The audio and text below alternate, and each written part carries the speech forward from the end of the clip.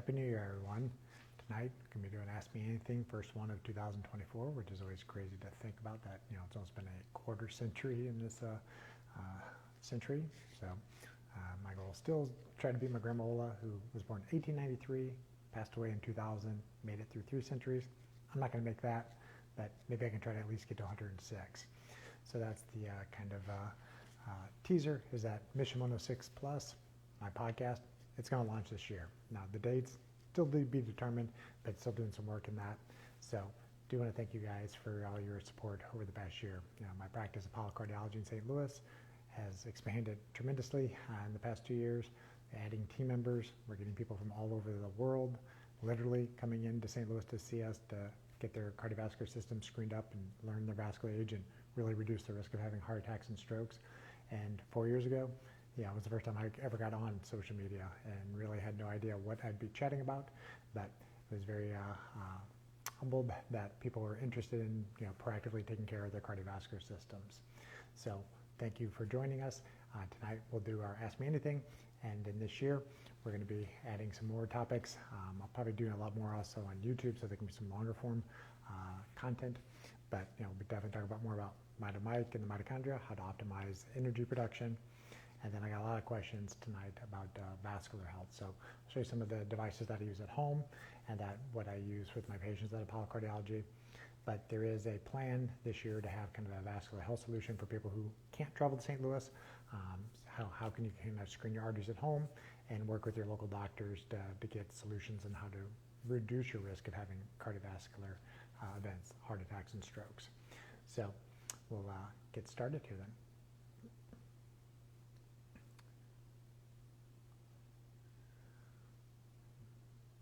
The first question tonight is that this person has a client who wants to establish the state of his cardiovascular health. What tests would be beneficial? So we'll just assume this person's at least 40 years old.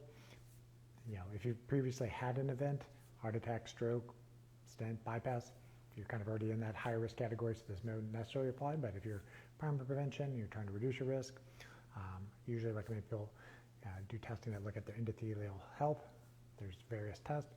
Quick and dirty way is to just have a blood pressure monitor that you can do at home, and your blood pressure should be less than 120 over 80 at all times. Normal is 110 over 70. There are other various devices that you can use at home. One of them I'll do a little bit more of a demo on in a couple weeks, but the iHeart, it's a pulse wave velocity monitor, and it looks at the elasticity of the arteries. Elasticity, is a good marker of endothelial health. If arteries are elastic, less likely things are sticking to them. So we have multiple of these type of devices in our office. The Max Pulse being the more clinically validated device that will give you a wave type. So 7 is a very stiff artery, 1 is a very elastic artery. But they're starting to develop some of these devices that you can use at home. My fitness tracker that I put back on today, because I wanted to track some sleep metrics, does do the arterial elasticity as well. So that is a thing that you can do at home. In the office, I would recommend a test called an EndoPat. It's a 15-minute non-invasive test that assesses how much nitric oxide your arteries can release. It gives you a score known as the reactive hyperemia index. Over 2.1 is considered normal, so your arteries should at least double in size when there's a vascular stressor. That's the baseline test for endothelial health. You can get an Accor device possibly, which looks at central aortic blood pressure, but if you get a breaker pressure less than 120 over 80, your central pressures often should be normal. Another test we recommend yearly for all our patients is a carotid intimal medial thickness ultrasound of the arteries on the side of your neck. You can look at 2 main pieces of information. You can look at the thickness of the artery wall. The more inflammation in the artery wall, the more thickened the artery is, the more inflamed the artery is, and the more likely lipoproteins are getting retained in that intima and causing an immune response that's causing it to swell. Much like if you sprained your ankle swells. So if the arteries are swelling in that intimal space, you're much more likely to go down the pathway to develop plaque in the artery. If there's plaque, you'll be able to assess, is it soft plaque, is it hard plaque, is it a mixed plaque? And the test will also give you a vascular age. So if you're biologically 55 years old, but your arteries are 85, as Dr. Thomas Sydenham in the 1600s had said, a man is as old as his arteries. So you do not want your arteries aging more than your biological age. But it is reversible. So test, don't guess is what I've learned from many mentors. So get a baseline, make some intervention in your lifestyle, your supplements and medications, and retest. And you should be able to see that intimal thickness shrinking down. Then the other test often recommended for people who have not previously had events is a CT coronary calcium scan, or calcium scan for short. It's a good test, not perfect, but it's a good test that looks for hard plaque in the coronary arteries. Calcium should never be in your arteries. If it is, that means you have plaque in your arteries. The more calcium, the more risk. So a score over 400 is considered high risk. A score over 1,000 is very high risk. And I've seen some scores 3,000, 4,000, and the highest one was over 7,000. But I've recently seen somebody who was under the age of 40 who had a score nearly 1,400. Very, very high risk for somebody under the age of 40. So 40 is the starting point, but I might actually start lowering it because I'm starting to see more and more early vascular disease in people in their 30s.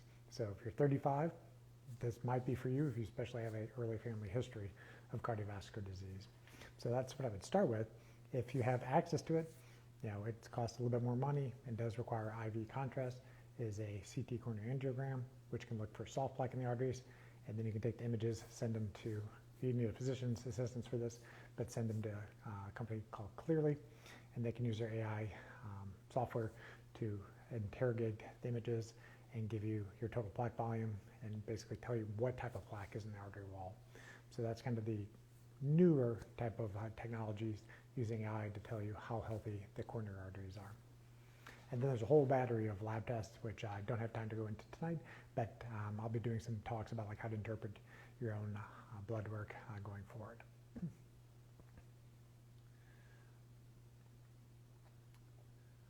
All right. Question about, do certain olive oils offer cardioprotection? If certain do certain olives with high levels of polyphenols? So yes, that is one of the major benefits of the olive oils, is the other antioxidants that are in it other than just the oil. So it's very anti-inflammatory. So, but quality does matter. And so at least in the United States, from what I've learned from previous mentors, you probably want to consider olive oil from California because their licensing, or I should say their labeling, is going to be a little bit more strict. You're not going to be able to cut the olive oils with vegetable oils, for example. And you got to be very careful when you're getting olive oils from overseas, because often they save the best stuff for themselves and ship you the inferior products. And you definitely make sure that's not cut with things like vegetable oil. But definitely is beneficial if you can get high quality olive oil. How much? Depends. But I have some people who literally drink a tablespoon or more of this a day. But probably best just to kind of drizzle it over your salads and vegetables.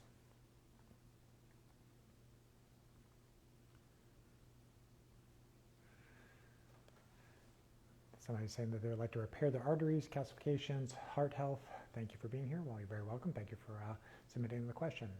So, it's the assessment of the endothelial function is key. That's where vascular disease starts, is the endothelium, the lining of the arteries. If your endothelium has been repaired, you basically put the force field back up and you'll stop doing damage. Now the calcifications rarely decalcify, and that's not necessarily the goal. Calcium is a stabilizing factor. You just don't want to keep progressing on and having a plaque rupture. Plaque in the artery walls is kind of like a pimple. You just don't want that pimple to pop. Many things that can be done to improve it, but exercise, sunlight, high nitrates in the diet so that you have the salivary nitric oxide pathways at full blast. And there's multiple supplements and medications, but it's all individualized to your personal context. But it is definitely possible to stabilize vascular disease and prevent it from progressing on.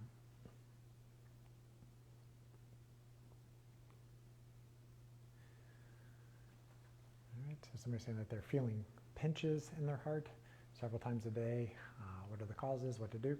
So I can't give specific medical advice in this instance, but pinches, unknown what that would be caused by. If it's truly a sharp pain, it's likely more musculoskeletal, but some people describe those sensations when they're having premature atrial contractions or premature ventricular contractions.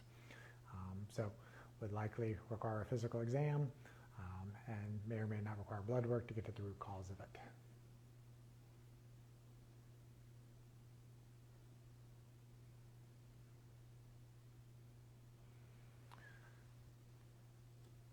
question coming up.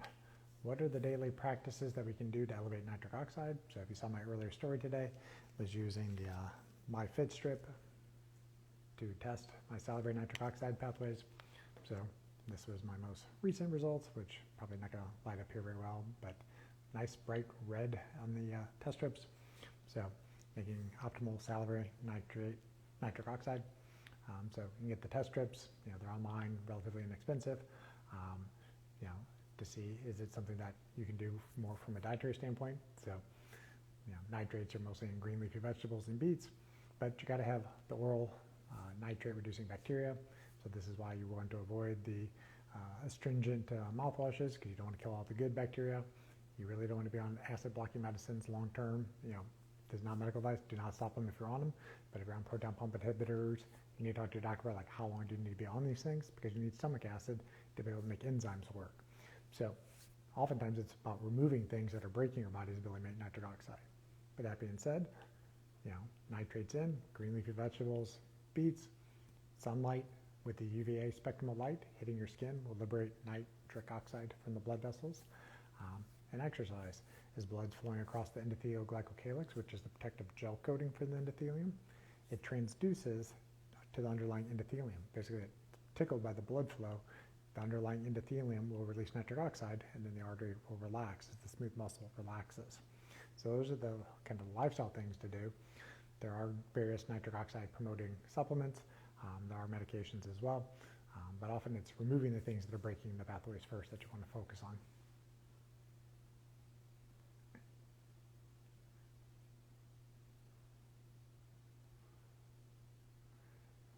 Somebody's saying that their mother has atrial fibrillation. Can it go away? Yes, atrial fibrillation is common, but you need to first figure out if there's a reversible cause. It's often driven by oxidative stress and inflammation. Sometimes it's people's thyroid is overactive. Sometimes it's due to an infection. Sometimes it's due to too much alcohol. There's definitely something called holiday heart syndrome. So if you drink more alcohol than normal, you can kick yourself into atrial fibrillation.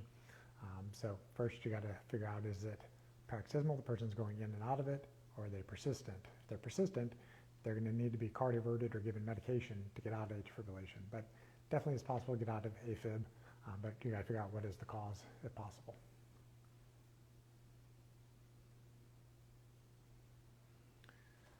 So somebody's asking, is 225 high for cholesterol? I'll take this as meaning, is that high for total cholesterol? And total cholesterol is not a very good metric to predict risk. Cholesterol is just the passenger inside the lipoproteins. So you really need to be asking, what is an elevated lipoprotein level?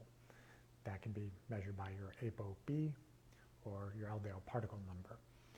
It's the particles that predict risk, and if you have vascular disease, you'll generally be less than the 20th percentile. So an LDL particle less than 1,000, and an ApoB, as in beta, less than 7,070.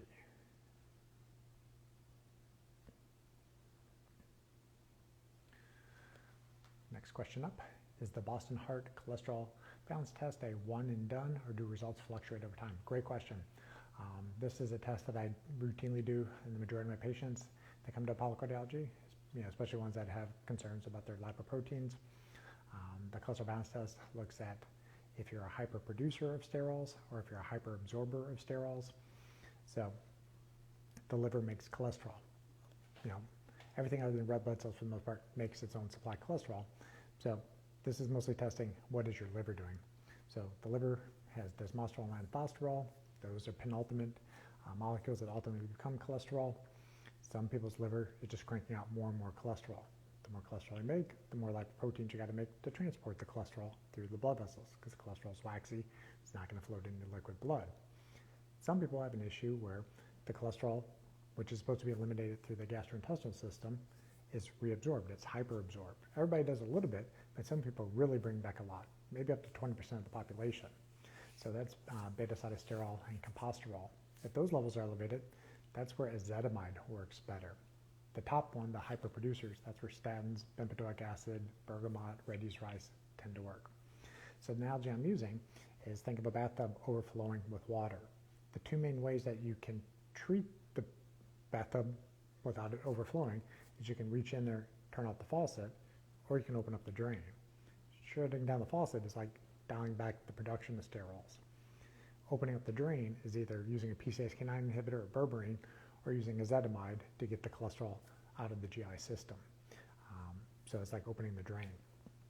So depending on if somebody changes up their diet radically, they cut simple carbohydrates, they cut saturated fat, often you'll see certain changes in the production or the hyperabsorption, or they get added to a medication or supplement that affects one of those pathways.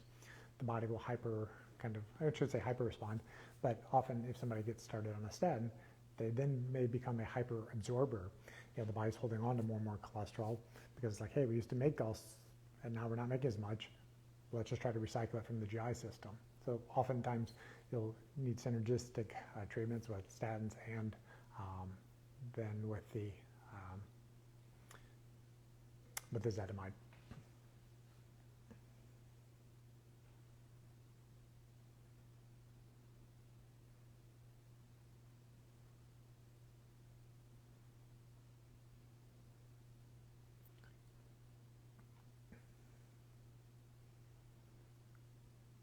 So somebody says, is there a way to check nitric oxide? Yes, mainly the test strips is the starting way, but blood pressure is the main way people would do it at home. So get yourself a quality blood pressure cuff. This is no affiliation. This Omron makes a good one. This is their Evolve. I just like it because it's portable. So that's one way to check your nitric oxide. And then going forward, pulse wave velocity testing. This is called the iHeart. I'll do a full demo of it in the near future. But those are the best ways to check at home. In the office, it's the max pulse or the endopat test.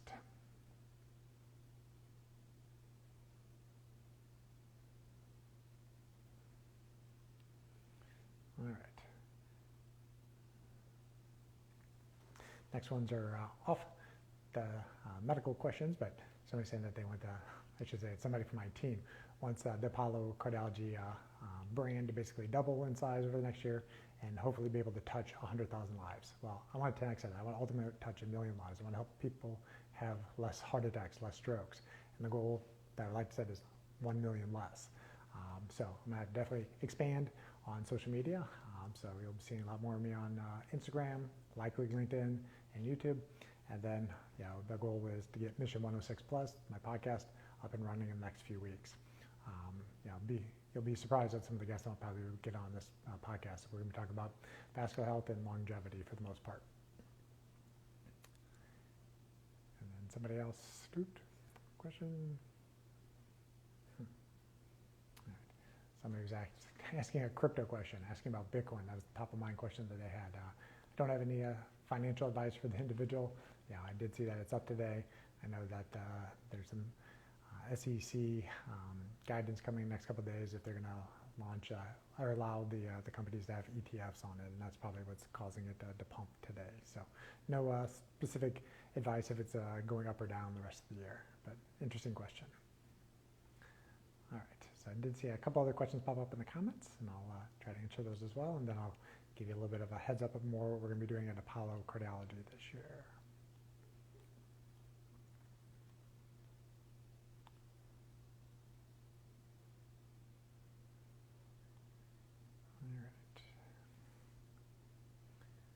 Seeing a lot of familiar faces here in the stream here.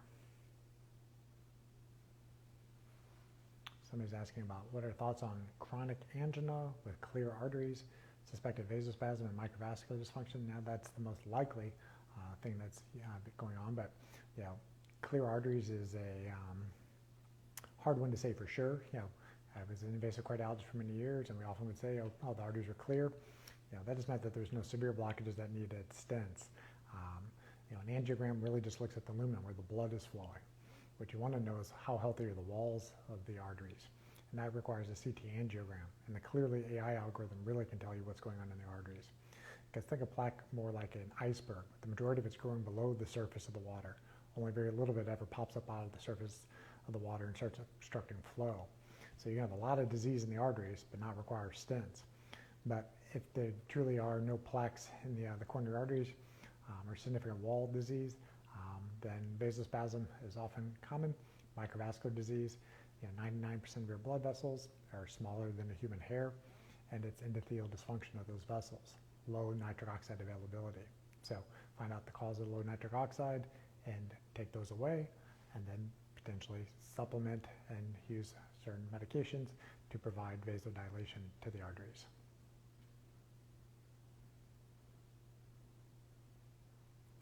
I don't know exactly what this question means, but ApoE4, I don't know if you mean like what are the risks, but ApoE4 carriers tend to have higher risk of cardiovascular disease, diabetes, and Alzheimer's. They tend not to tolerate high-dose lipophilic statins as much. It doesn't mean that they can't be on lipid-lowering therapies, but they should probably not be on maximal doses sometimes. And you have to really kind of help this person really reduce the risk of inflammation, because that is really the kind of linchpin that is combined with insulin resistance, and Alzheimer's is the inflammatory response.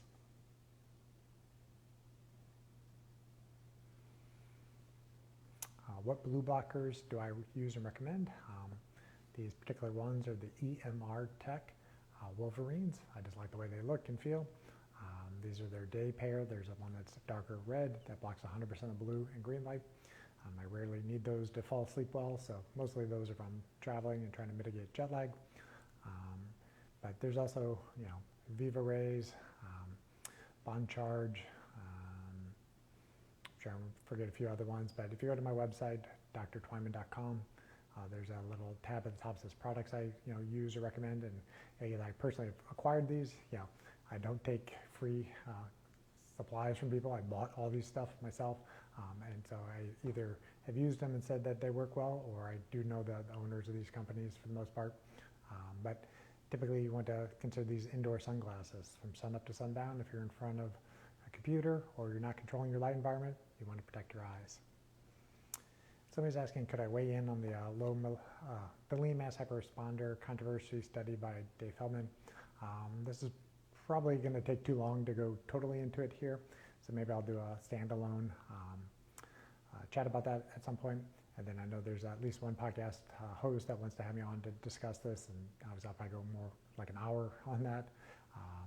But it is definitely controversial. It's a theory. There's a particular phenotype that these lean individuals with low triglycerides, high HDL, have these sky-high lipoproteins when they go on a low carbohydrate diet. And their kind of debate is that this is a different atherogenic profile than somebody who's insulin resistant. And that is still being played out. So I would not take it as gospel that if you're not insulin resistant, that having an ApoB of 200 doesn't mean anything. Particles predict risk. If your ApoB is above 70, that's potentially atherogenic for that individual. So I know they're starting to do some CT angiograms on these individuals to see if they're developing more plaque than somebody who didn't. The most recent publication was more of a matched control study of people who were following, I believe, a Mediterranean type diet versus people who were following this lean mass hyperresponder, kind of low carb, keto carnivore-ish type diet. And they showed that the plaque wasn't growing more in these individuals. But if you actually look at the control group, their ApoB was probably still too high in that individual group. So, I think they weren't really testing what they were hoping to test. It's still much up in the air what it's truly going to mean. But, I often see some of these patients in the office, and the things that, I would want to screen would be their cholesterol balance test. Are they a hyperproducer or hyperabsorber of sterols? What is their ApoE status? The ApoE4 tend not to do as well with these type of diets. And then doing a fatty acid balance analysis, can look at how well they're absorbing different saturated fats, because sometimes it's the saturated fat content that these people are eating that's the problem. And if they're not willing to abandon the diet, then they may need to consider pharmacological therapy to treat the lipoproteins. So, it's a good question. Probably opened a big can of worms tonight on it, but I'll probably be doing a longer form chat about this on a podcast in the near future.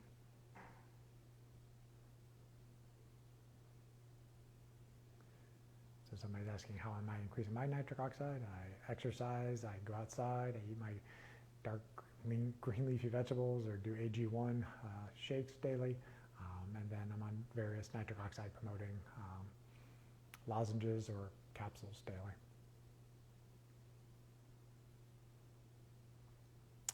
Somebody's asking about ApoB being 81. Their I assume this lipoprotein A is 24, but I don't know what what the cutoff is, if it's the nanomolars per milliliter or milligrams per deciliter, but generally under 30 is normal for most of those. But the LDL particle is high and LDL is high. Should they be concerned?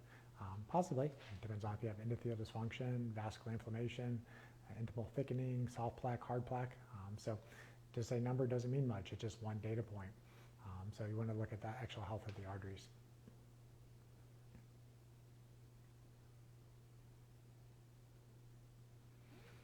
Somebody saying, what is a good healthy number for LDL and HDL? I assess these, but these are not metrics that I'm routinely having targets for. I'm looking at the LDL particles, ApoB particles, and I have no metric for HDL that you should track. HDL, it's much more about the function of HDL than it is the number. You have no idea if you have high HDL, is it actually getting into the arteries and cleaning plaque out? Often HDL can be high if you have a lot of inflammation, and then you just keep making more and more dysfunctional HDL. So, you can look at HDL if it's very low and they have high triglycerides that likely are going to be insulin resistant, but that is not a guarantee either. So I don't really track HDL very much. It's more about the LDL particles, the ones that are atherogenic.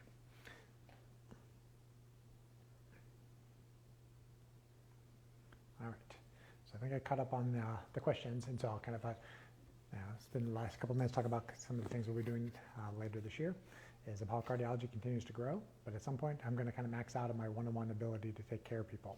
So we already have a membership model. We're going to be expanding that. You'll see more details of this coming in the next few weeks and months. But I'm also going to be offering certain things that you could do at home. You see me playing around with a lot of these toys, so I'll be trying to teach you like what do I do for myself. Like the MyFit strips, the nitric oxide test strips, the iHeart pulse wave velocity at home. There are blood pressure cuffs. We'll be definitely doing some deeper dives into blood pressure because blood pressure is still the #1 risk factor for vascular disease, and if you can't feel it, you don't know how much it's doing to your arteries until you get it tested. So blood pressure is the #1 thing that can be easily monitored at home. And then the thing that I'm really interested in is that there are various companies that are starting to offer things like lipoprotein B at home with a finger stick. So if you can't go to an office to get the testing, this can be done at your home and you mail it in and get the results. So even if your doctor isn't able to order it for you, you can order it yourself. So going to be able to show people how to do more home testing. And then something that I've played around with a couple nights, I got to do a few more, and then I'll talk to the team at this company. But there are various monitors that you can do home sleep studies with that are clinically validated. I don't suspect that I have sleep apnea, but I wanted to get tested because I often screen many of my cardiovascular patients, because if you have sleep apnea, it's often a risk factor for earlier cardiovascular disease, high blood pressure, atrial fibrillation. So sleep is when your mitochondria repairs itself, and you need to optimize your sleep if you want to have health span and longevity. But there's a sleep ring that there's a company, Empower Sleep, that will ship out to you. I modified it a little bit so that it's a little bit softer to wear. But the interesting thing is that it's a ring format, and you have multiple nights that you can wear this thing and get multiple data points to evaluate your sleep quality. So we'll be talking about this in the near future after I've done a few more nights of this. So those are the big things I wanted to share with you guys tonight. Next week, Monday, 6 p.m. Central Time, we'll be doing an Ask Me Anything, but as you heard me say, I'm going to start talking a lot more about what I'm calling kind of like vascular health solutions, like how to do these screens at home. We'll be talking more about when the podcast goes live, and if you have topics you want me to discuss or guests to have on the podcast, shoot me a message and we'll try to have those people on there. But I appreciate all your guys' time and attention. It's been a pleasure doing these for the past couple of years, and the goal is to keep getting this out to more and more people to help them empower themselves, take care of their cardiovascular health. I'm very happy to kind of help lead you on this journey. I don't have any major ask of you tonight other than that if you find value of this, please share it with a family member, a friend, a coworker, somebody you care about who needs to hear this information, that heart disease is the #1 risk factor, or I should say it's the #1 thing that kills people early, and it is definitely preventable in the greatest majority of cases. So I appreciate you guys. Have a great week, and I'll see you next time.